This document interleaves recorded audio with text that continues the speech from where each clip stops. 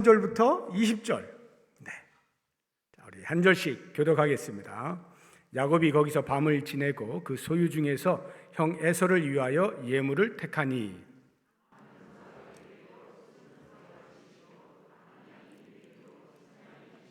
전나는 낙타 30과 그 새끼요, 암소가 40이요, 황소가 10이요, 암나귀가 20이요, 그 새끼 나귀가 10이라.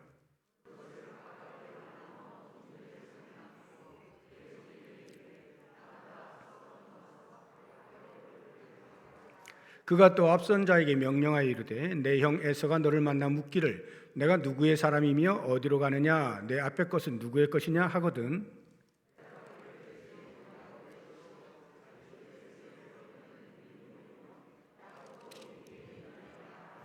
그 둘째와 셋째와 각 때를 따라가는 자에게 명령하여 이르되 너희도 에서를 만나거든 곧 이같이 그에게 말하고 또 너희는 말하기를 주의 종 야곱이 우리 뒤에 있다 하라 하니 이는 야곱이 말하기를 내가 내 앞에 보내는 예물로 형의 감정을 푼 후에 대면하면 형이 혹시 나를 받아주리라 함이었더라. 아멘. 네.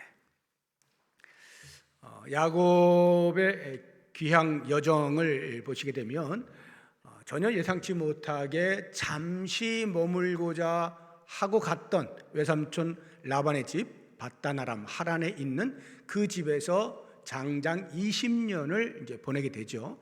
그리고는 결국 하나님께서 가는 여정 속에서 만나주셨던 그 베델에서의 약속, 내가 너와 항상 함께 있고 너를 반드시 이곳으로 다시 돌아오게 하겠다 하는 그 언약의 말씀의 성취로서 이제 야곱이 고향으로 돌아오게 됩니다. 돌아올 때에 갔을 때는 혼자 갔는데 돌아올 때는 아내가 4명, 자녀가 12명, 디나를 합해서, 베냐민은 아직 안 나왔지만 디나 합해서 12명, 그리고 많은 가축들, 재산을 가지고 이렇게 이제 돌아오게 되는 것입니다. 라반이 추격을 해서 큰 낭패를 볼 뻔했지만 하나님의 은혜로 극적으로 평화협정을 체결하게 되어져서 큰 산 하나를 넘게 되었습니다. 그렇지만 야곱에게는 또 다른 하나의 관문이 남아 있었는데 그것이 바로 고향에 있는 형 에서입니다. 비록 20년 전에 있었던 일이기는 합니다만 에서를 속이고 도망을 간 처지이기 때문에 에서의 분노가 어느 정도일까에 대해서 매우 궁금했을 것입니다.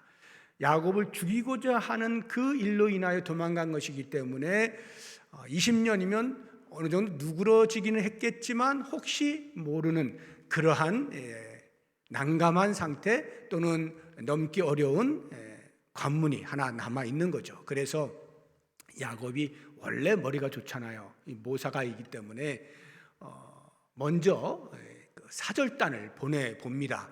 자기가 가기 전에 바로 얼굴을 보면 또 이렇게 큰 일이 일어날 수가 있으니까 사절단을 보내서 에서의 상황이 어떠한지 살피는 거예요. 그래서 보내서 이제 돌아와 보고를 하는데 보니까 심상치가 않습니다. 그 말을 듣던 에서가 400명을 데리고 지금 오고 있다는 거예요.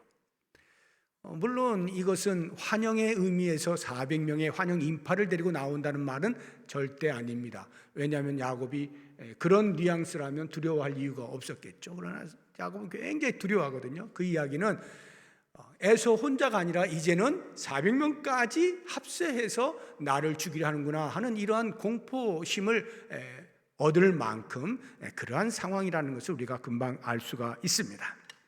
그래서 야곱이 할 수 있었던 것은 이거예요.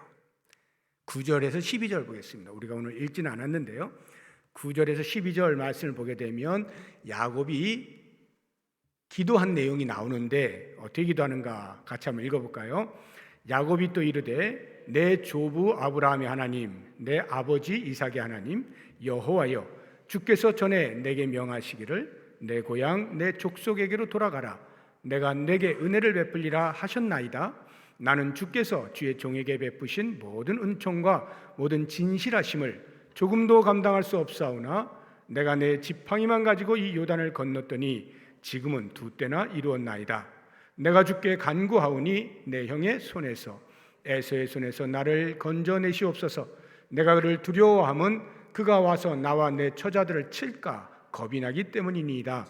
주께서 말씀하시기를 내가 반드시 내게 은혜를 베풀어 내 씨로 바다에 셀 수 없는 모래와 같이 많게 하리라 하셨나이다. 이 내용을 보면 야곱이 얼마만큼 지금 간절한지를 알 수가 있어요. 간이 콩알만해진 겁니다. 에서에서 죽을 상황이 지금 곧 이제 만나게 되어지는데 하나님하고 이제 가랑이 붙들고 늘어지는 거죠.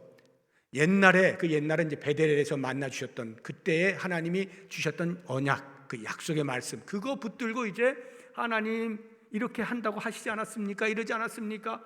하고는 결국 12절에 보면은 내 자손으로 많은 번성이 있게 한다고 하시지 않았습니까? 그런데 만약 제가 지금 에서에 의해서 죽는다면 하나님 뭐가 됩니까? 하면서 하나님께 제발 좀 살려주세요 하고 자기의 속내를 하나도 여과 없이 다 드러내면서 하나님 제발 좀 살려주세요 이렇게 간절히 기도하는 모습을 볼 수가 있습니다. 그리고 나서 이제 전략을 세웁니다. 그냥 기도하고 나서 무작정 가는 게 아니라 전략을 세워요. 그 전략의 내용이 오늘 우리가 읽은 본문의 말씀입니다. 그 야곱의 전략을 정리를 해보면요, 뇌물을 이제 바치는 건데요, 양을 많이 합니다. 그러니까 예물 공세를 아주 대대적으로 이렇게 하는 거예요. 14절과 15절에 그 양이 나옵니다. 어느 정도 했느냐 한번 보시죠. 14절 계산을 한번 해보세요. 몇 마리인지, 가축이 합이 몇 마리인지 한번 보세요. 암염소 200, 순염소 20, 염소 합하여 220, 암양 200, 순양 20, 역시 양 합하여 220, 젖나는 낙타 30과 그 새끼, 젖이 나는 낙타라고 하는 것은 그 새끼가 있다는 것이니까 30에 30, 60마리겠죠. 암소가 40, 황소가 10, 50마리입니다. 암나귀가 20, 그 새끼가 10, 30마리. 도합? 치매 안 걸려요. 빨리 계산하셔야 돼요. 이게 도합 580마리. 여기에 나온 숫자만 보면 550마리. 그런데 그 젖나는 새끼 30마리, 숨어져 있는 30마리 합하면 580마리. 어마어마한 양입니다. 예물로 바치는 것 치고는 뭐 상상을 초월하는 만큼 어마어마하게 예물 공세를 이제 하는 거예요. 이거는 그 양을 보는 순간, 그 때를 딱 보는 순간 도저히 거절하기 어려울 만큼의 어마어마한 양이에요. 그러니까 야곱이 이렇게 하는 이유는 혹시 이 예물을 받고 보복을 포기하지 않을까 하는 기대감을 가지고 이렇게 예물 공세를 하는 거예요. 그리고 그 전략 가운데 또 하나는요, 이 예물을 한 번에 다 보내는 게 아닙니다. 예물을 분산해서 보내요. 한 대, 두 대, 세 대, 최소 세 대 이상에 지금 보면은 최소 세 대 이상으로 이렇게 분산해 가지고 지금 보내거든요. 왜 이렇게 할까? 한 번에 엄청나게 탁 해가지고 와 하게 하면 좋을 텐데 왜 이렇게 할까 싶을 때 가만 생각해 보면 말이죠, 이 유대 사회가요, 우리 나라하고 상당히 비슷해요. 우리나라 그런 체면 문화 이것이 굉장히 비슷하거든요. 그래서 만약에 이렇게 뇌물이 왔는데 그것을 덥석 물기에는 20년을 이를 갈고 살아왔던 자기의 체면이 말이 안 되는 거죠. 아무리 뇌물이 많다고 해도 그냥 그래 알았어 용서해 줄게, 바로 이렇게 하기엔 좀 뭔가 체면이 안 서는 거예요. 야곱이 그걸 알았을까요? 한 때, 두 때, 세 때로 나누어서 가면 조금 누그러지고 또 다시 만나면 또 조금 더 누그러지고 또 만나게 되면서 이거 참 어쩔 수 없이라도 용서할 수밖에 없는 상황으로 몰고 가려고 하는 야곱의 머리가 아닐까, 이런 생각을 해봅니다. 그런가 하면 또 다른 하나의 전략은 친서를 준비하는 게 서는 이제 편지죠. 근데 이건 편지를 보낸 건 아니고 말을 전달하게 한 겁니다. 종에게 자기의 말을 그 입에 주어서 이렇게 말을 해라 하고 친어를 준 거예요. 한번 볼까요? 18절에 나오는데요. 대답하기를 주의 종 야곱의 것이요. 이제 야 이게 뭐냐라고 에서가 만나서 묻거든 너희들은 이렇게 대답해라 하고 말을 전달해 주는데 주의 종 야곱의 것이요 자기 주 에서에게로 보내는 예물이 오며 야곱도 우리 뒤에 있나이다 하라 이렇게 말을 하게 하는 거예요. 여기에서 보게 되어지면 지금 에서와 야곱은 쌍둥이 형제인데도 불구하고 자기를 종이라 부르고 에서를 주라 부릅니다. 주종 관계로 언급을 하게 하는 것입니다. 이것은 야곱이 할 수 있는 최대한 몸을 낮추는 것을 볼 수가 있어요. 이런 말을 통하여서 에서로 하여금 지금 야곱이 어느 정도로 자기에게 대하여 미안한 마음을 가지고 있는지를 느낄 수 있게 해주는 이러한 전략을 세우고 있는 것입니다. 실제로 야곱이 이와 같은 전략을 세운 목적이 있죠. 그 목적이 20절에 나오잖아요. 보세요. 20절 같이 읽어볼까요? 또 너희는 말하기를 주의 종 야곱이 우리 뒤에 있다 하라 하니 이는 야곱이 말하기를 내가 내 앞에 보내는 예물로 형의 감정을 푼 후에 대면하면 형이 혹시 나를 받아주리라 함이었더라. 이걸 통해서 형이 감정이 조금이라도 풀리고 그 다음에 대면하면 형이 나를 받아주지 않을까, 용서해주지 않을까, 이 목적을 가지고 예물을 지금 먼저 보내게 되는 것입니다. 이 부분에 대하여서 두 가지 평가가 있어요. 신학자들이 야곱의 이와 같은 행위에 대하여서 두 가지 평가, 하나는 긍정적인 평가, 또 다른 하나는 부정적인 평가가 있는데 먼저 부정적인 평가를 보시게 되면 대부분의 신학자들이 이 부정적인 평가를 하고 있는 것입니다. 야곱의 이와 같은 행위를 불신앙적 행위라고 보는 것입니다. 믿음이 없다는 거예요. 왜냐하면 바로 직전에 야곱이 한 게 바짓가랑이 붙잡고 기도하는 거 아니었어요? 하나님, 당신이 나에게 이런 약속해 주셨잖아요. 제발 그 약속 꼭 지켜주세요. 저를 에서의 손에서 꼭 건져주세요. 정말 눈물 콧물 다 쏟았을 거예요. 밤을 지샐 때 그냥 지샜겠어요? 아마 기도하면서 지샜겠죠. 그렇게 매달린 야곱이 기도가 끝나자마자 인간적인 머리로 작전을 짜서 이렇게 얕은 술수를 쓴다라고 보는 것입니다. 그래서 하나님을 온전히 신뢰하지 못하는 행위로서 인간적인 냄새가 나는 이러한 연약한 신앙, 아주 초보의 신앙, 이렇게 이제 보는 거예요. 그래서 이런 분들의 시각으로 볼 때 야곱의 이 행위는요, 마치 이 기도한 것 말이죠. 자기의 힘으로 할 건 다 하고 그 전에 기도한 것은 그저 안전장치 정도. 예를 들면 우리가 혹시 암에 걸릴지 모르니까 보험을 들어놔야지 하는 식의, 혹시 모를 일에 대비하여서 기도 정도는 해놓고 유사시에 하나님이 좀 어떻게 해주시도록 장치해놓고 자기가 할 일 다 하는 이러한 모습으로 하나님을 온전히 신뢰하지 못하는 야곱이다, 이렇게 평가를 하는 것입니다. 원래 야곱이 모사가였잖아요. 머리가 좋잖아요. 술수가 뛰어나잖아요. 그러니까 여전히 아직도 성숙하지 못한 이러한 야곱이다라는 평가를 하는 분들이 대부분이에요.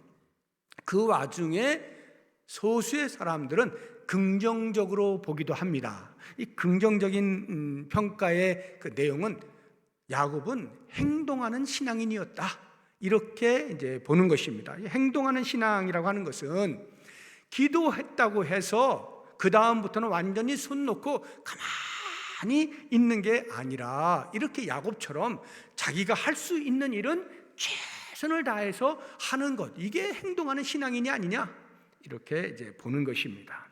그래서 이런 분들의 시선에서는 이 기도라고 하는 것은 어떤 무계획, 무행동의 도피처가 아니라고 하는 것이에요. 기도했다고 해서 손 놓고 있는 것이 아니다라고 하는 것입니다.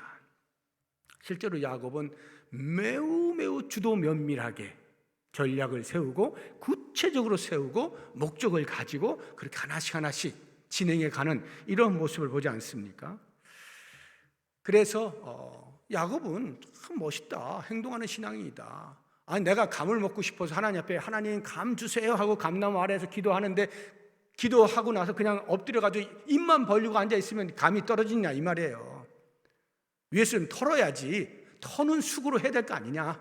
이분들의 시선은 이제 그렇게 보는 거예요. 그래서 야곱이 이렇게 신앙이 없는 아주 초보의 신앙 때문에 신뢰하지 못하여서 그렇게 했다기보다는 행동하는 신앙인으로 이제 평가를 하는 것입니다.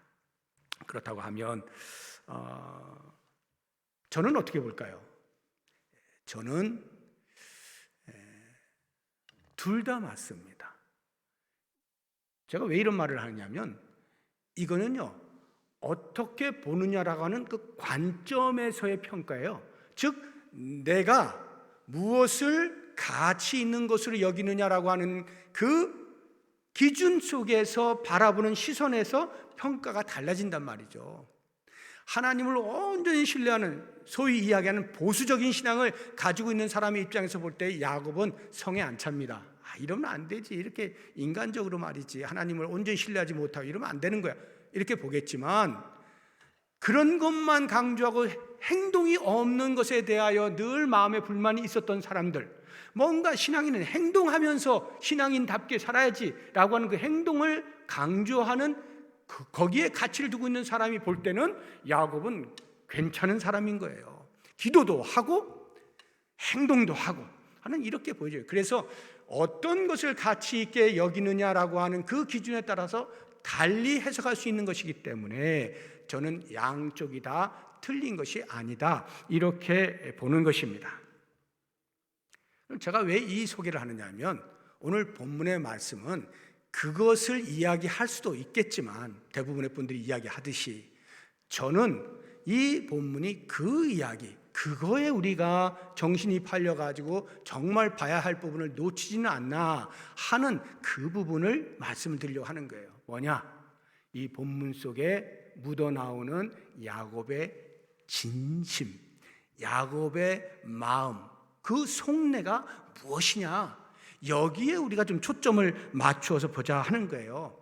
무슨 말이냐면 지금 문제가 에서하고의 관계잖아요. 에서하고의 관계가 얼마나 잘 회복될 수 있을 것이냐, 여기에 초점이 맞추어져서 야곱이 기도도 하고 어떤 행동 전략도 짜고 이렇게 하는 거 아닙니까? 그 에서와의 관계 회복에 대한 야곱의 진심이 뭐냐 이거예요. 야곱의 진심이 그냥 겉으로 대충 서로 별 문제 없을 듯이 이렇게 적당히 무마하는 것을 목적으로 지금 이렇게 하고 있느냐, 아니면 정말로 에서하고 털어보고 싶은, 더 이상 문제 삼지 않고 형제간의 우애를 다시 한번 회복하고 싶은 그러한 진정성을 가지고 접근하고 있는 것이냐라고 하는 이 야곱의 진심을 들여다보자. 그게 오늘 본문 속에서 우리가 봐야 할 내용이다. 이렇게 이제 말씀을 드리고 싶은 거예요. 그래서 이 야곱의 진심이 무엇이냐 하는 부분에 대해서 지금 이것이 단순히 겉으로 드러나는 적당히 관계가 껄끄럽지만 않을 정도로 그냥 유지하는 목적을 가지고 이렇게 하고 있는 것이 아닌 20년 동안 만나지 못한 그 에서, 20년 동안 가지고 있었던 죄책감, 이 모든 것들을 털어보고 싶은, 그래 다시 한번 정말로 형제간의 관계를 제대로 회복해보고 싶은 야곱의 진심이 있다라고 하는 것을 제가 몇 가지를 보면서 알게 된 거예요. 그것을 같이 한번 나눠볼 텐데, 그 첫 번째가 아까 우리가 본 것처럼 야곱은 자기 형 에서와의 관계를 형 동생이 아니라 주종 관계로 설정을 하고 지금 진행을 하고 있다는 것을 알 수가 있는데요. 다시 한번 18절을 보시면 주의 종 야곱의 것이요 자기 주 에서에게로 보내는 예물이오며 등등 해서 종에게 네가 에서를 만나면 내가 이렇게 말하라고 했다라고 전해라 하면서 자기를 에서의 종으로, 에서를 자기의 주인으로 이렇게 표현하게 했단 말이죠. 그런데 이거는 혹시 야곱이 전략적으로 자기 마음은 그렇지 않은데 일단 사건을 좀 이렇게 부드럽게 만들려면 말이라도 잘해야 되겠다 해서 하는 것인지, 아니면 정말로 야곱이 그렇게 생각하는 것인지 잘 모르겠잖아요. 그런데 4절을 보시면요 조금 더 우리가 깊이 알 수가 있어요. 4절 보시면 그들에게 명령하여 이르되, 그 사절단을 보낼 때 그들에게 명령하여 이르되 너희는 내 주 에서에게 이같이 말하라 하고 그 종들에게 하는 말이에요. 전달할 말을 하고 있는 게 아니라 그 종들에게 지금 말하고 있는 거예요. 너희는 가서 내 주 에서에게 이렇게 말해라 하고는 야곱이 종들을 향하여서 에서를 자기의 주인이라고 말하고 있어요. 이거는 쉽지 않습니다. 겉으로 이렇게 그 종들에게 그런 말을 할 필요가 없거든요. 이 이야기는 야곱의 진심이 담겨 있다. 그러면 정말로 야곱이 에서를 주인으로 생각해 자기를 종으로 여기는 것이냐?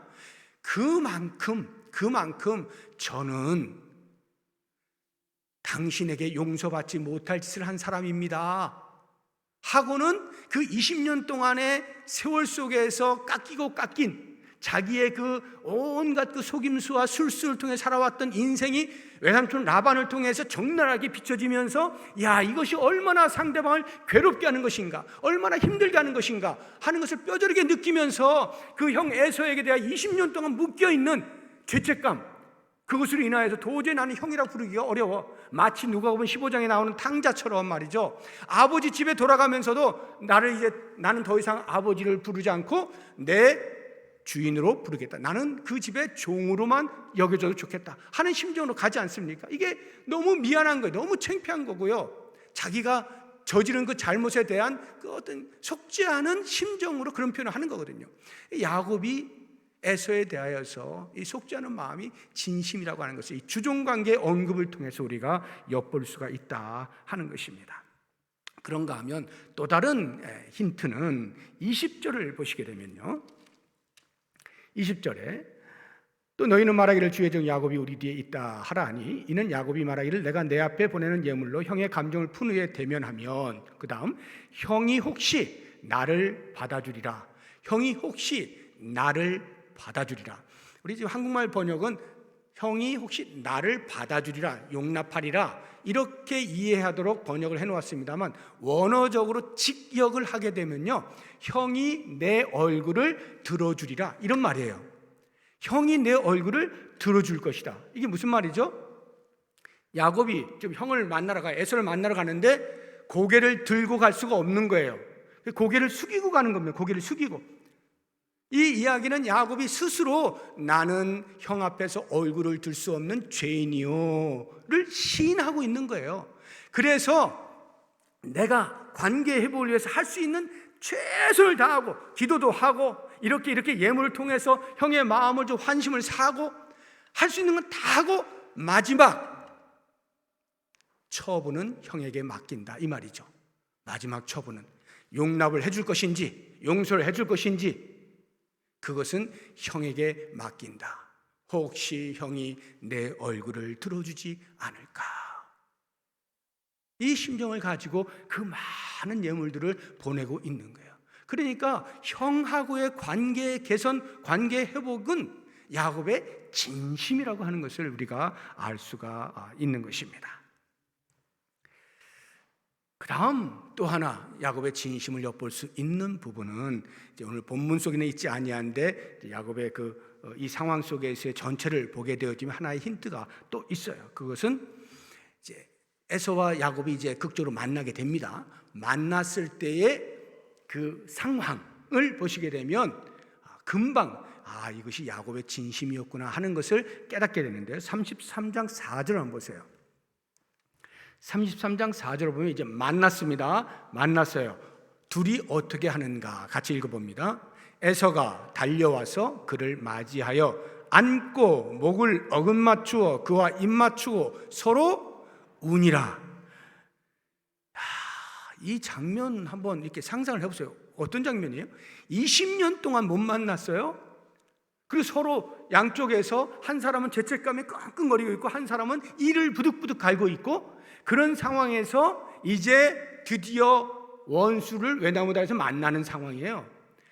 야곱은 지금 어쩔 줄 몰라 하고 있는 거예요. 그런 상황에서 최선을 다해서 예물을 드려서 어떻게 해서 이제 마음을 좀 누구를 드려볼까, 누구를 줬을까, 별수를 다 써가면서 이렇게 해서 결국 만났는데 이게 웬일입니까? 에서가 달려와서 그냥 부둥켜 안고 엉엉 우는데 20년 동안 쌓인 눈물을 쏟아내는 거예요. 저는 이 장면을 생각해 보면요, 야, 이 바가지로 담으면 이게 얼마만큼 받을 수 있을까 싶을 만큼 어마어마하게 울지 않았겠어요? 온갖 마음의 해안과 막 이런 것들이 막 섞여가지고 눈물로 다 나왔을 거 아니에요. 이걸 볼 때 말이죠, 만약에 야곱의 진심이 아니고 적당히 그 상황을 모면하기 위한 임기응변적인 관계 개선의 차원에서의 전략이었다고 한다면 그 예물을 받을 때마다 에서가 말이죠, 그거를 모르겠냐고요. 20년 동안 지금 복수를 하기 위해서 칼을 갈고 있었던 사람이 그 뇌물 그거 들어왔다고 해서 그것 때문에 이렇게 막 엉엉 울고 이럴 일이 뭐 있어요? 만약에 관계 개선을 하겠다라고 그 뇌물 때문에 어쩔 수 없이 그래 내가 이거라도 먹어야지 이래서 관계 개선을 해주는 척 한다라고 하면 울 것까지는 뭐 있어요? 그냥 그래 잘 왔어, 그래 알았어, 다 없던 일로 하자, 이제 너 갈 길 가고 나 갈 길 가고 그렇게 하자, 이러면 되는 거 아니에요. 근데 지금 여기 이렇게 운다는 건 뭐예요? 마음이 통했다는 거잖아요. 마음이 통한 거예요. 그 어떻게 마음이 통했을까? 저는 그 물질, 그 예물이 한 때, 두 때, 세 때 갈 때마다 야곱의 진심이 그 속에 팍팍 담겨 있는 거죠. 그걸 에서가 그냥 느끼는 거예요. 야, 얘가 그냥 하는 게 아니구나, 이게. 정말로 얘가 속죄의 마음을 가지고 지금 있구나. 얼마나 나를 지금 두려워하길래 나를 주라고 불러가면서까지 얘가 이렇게 몸을 낮추나. 온갖 생각에 이 야곱의 진심이 에서의 마음을 움직인 거 아니에요? 그러니까 만나는 순간에 이와 같은 놀라운 상봉의 역사가 일어나는 거죠.